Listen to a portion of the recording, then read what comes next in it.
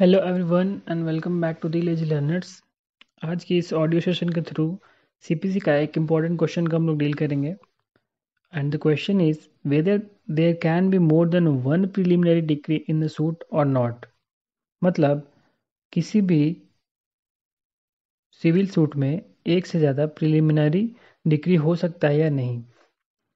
तो कुछ हाईकोर्ट्स ने यह ऑब्जर्व किया कि नहीं, केवल एक सूट में एक ही प्रिलिमिनरी डिग्री हो सकता है, जबकि कुछ अदर हाई कोर्ट्स ने यह ऑब्जर्व किया कि नहीं, एक से ज़्यादा भी प्रिलिमिनरी ऑर्डर पास किया जा सकता है।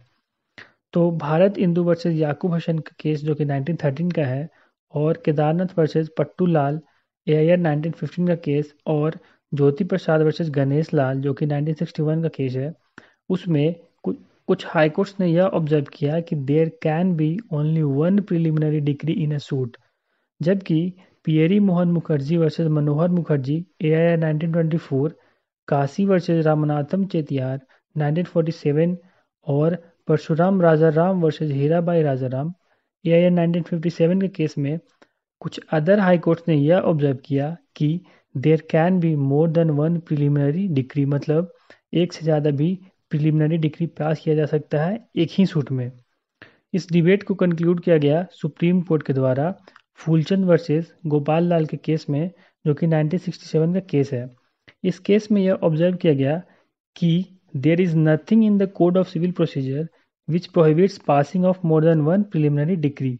मतलब कि सीपीसी में कहीं भी यह लिखा हुआ नहीं है या मना नहीं किया गया है कि कोई भी कोर्ट एक से ज़्यादा प्रिलिमिनरी डिग्री को पास नहीं कर सकता।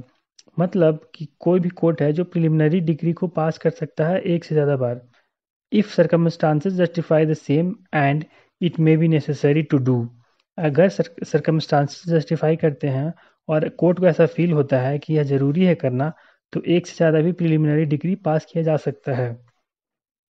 But this observation is restricted to partition suits. और यह ऑब्जर्वेशन रेस्ट्रिक्टेड है पार्टीशन सूट्स को लेकर।